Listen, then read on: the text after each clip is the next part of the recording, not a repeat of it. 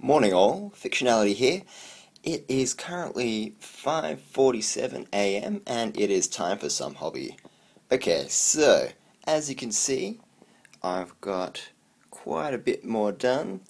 The undead horde is coming together. I've managed to get a lot of these skeletons done up. This is actually all the ones that I have at the moment, but I will be getting another 20 at the end of this week that I'll need to finish up as well. So I'll have 60 skeletons in 2 units of 30 for the army list that I'm putting together. So yeah, that should work out pretty well.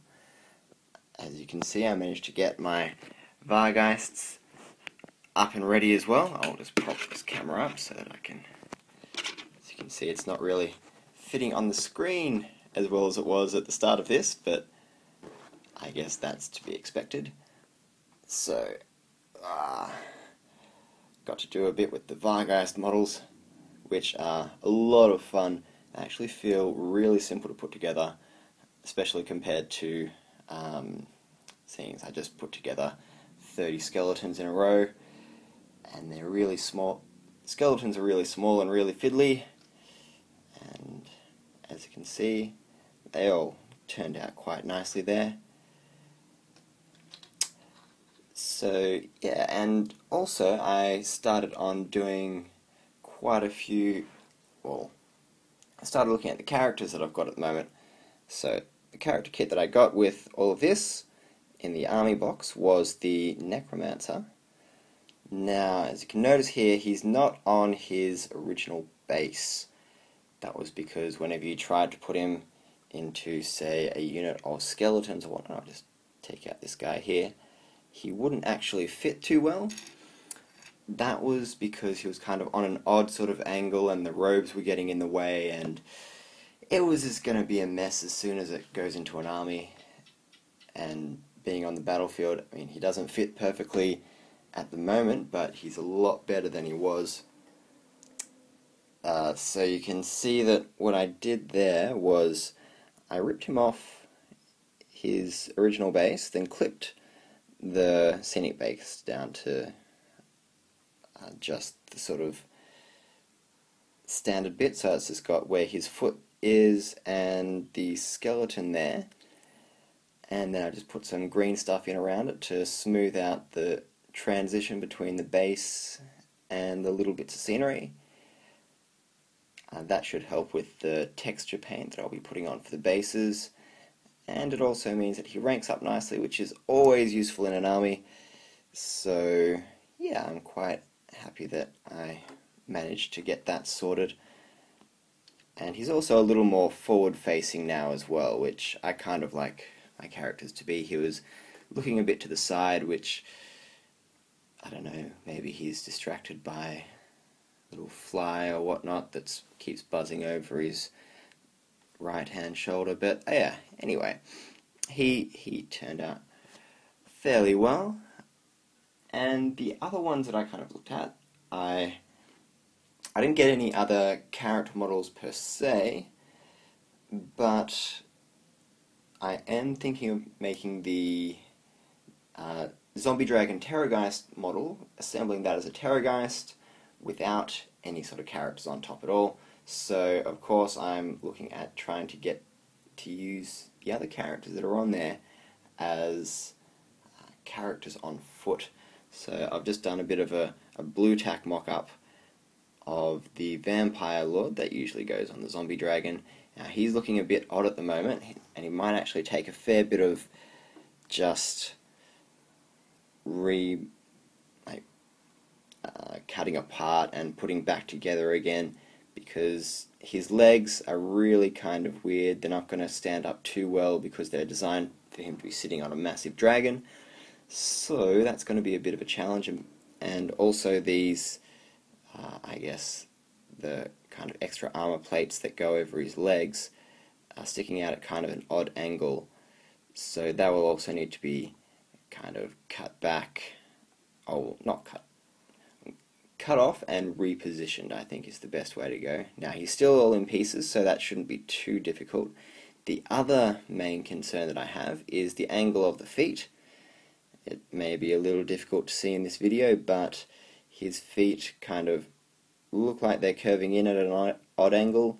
So what I'll probably end up doing is cutting him off at the top of the knee and just getting rid of that, and end up just filling that out with green stuff, and then also cutting at the ankle so that I can have the feet turned a little more flatly to the ground so it looks like he's standing up a little more, and it doesn't look like he's just been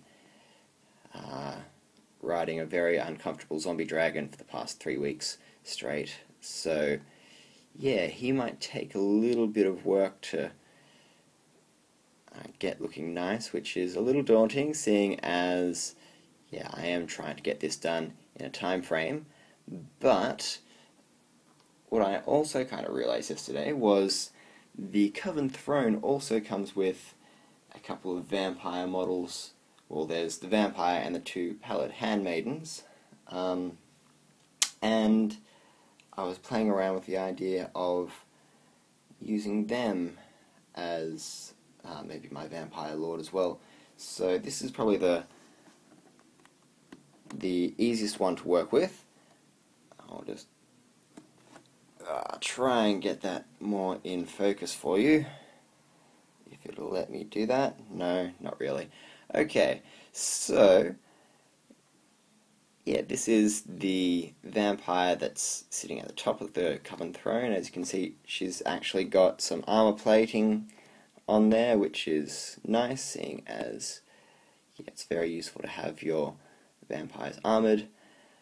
She doesn't look like she's carrying a weapon at all, but I don't know whether I end up converting that or just have it say that she's rather kind of nasty and elongates her fingernails whenever she's stabbing people in the face. I'm not sure, but yeah, at the moment the dress looks like it's a little bit odd because it's meant to be her sitting down on the little stone podium platform throne thing. But I think that should be fairly straightforward in terms of just resculpting the back part there. It'll just look like she's kicking out her knee here, and the other leg will theoretically come down there, so I'll probably billow out the dress towards the back here.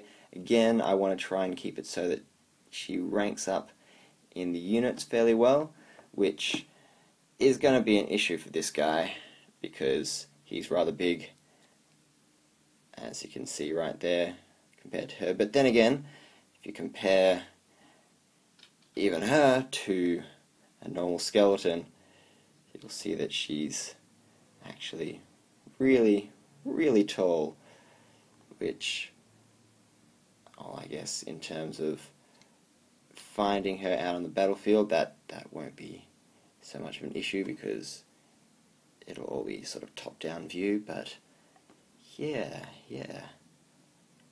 rather large vampires, but it'll all work well, I think, and it'll just be a matter of resculpting out all that, maybe doing a bit with the hip area as well. I also had a bit of a look at doing the other handmaidens, but I'll just bring up one of their dresses here. They're a bit more elaborate because these are kind of sitting over the side of the throne and just kind of draping in the wind. It doesn't really work to try and stick that onto a base and expect for it to rank up in a unit unless you pin it up really high, which is just going to get annoying and fall over all the time. So what I would plan to do with those is, I've just done it with blue tack at the moment, but I would intend to sculpt out the dress in full, and yeah, just there we go, you can see a little bit better. And yeah, but one of the other things that I've noticed with these models is that their hands and arms in particular are positioned on certain angles, so it might actually be that I need to cut the arm off at the elbow, just where it exits the sleeve, and then turn the arms so that I can actually get the sleeve pointing down and the arm on a nicer angle. But yeah, I think I think in terms of the female vampire models that I can work with, this one should be pretty straightforward, and I think it would actually be simpler than using this guy here. Now I only have one vampire in the list, so I only need to finish one, but I'll see how I go.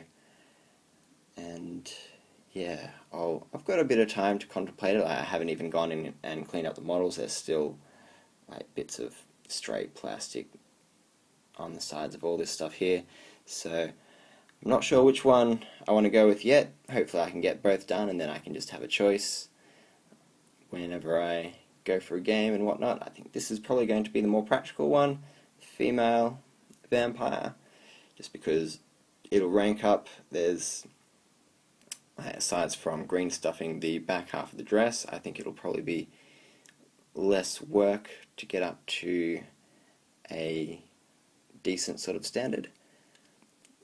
And yeah, I think that's all on characters for the moment. Now today I should get a good chance to go in and undercoat a lot of this sort of stuff, which will be useful.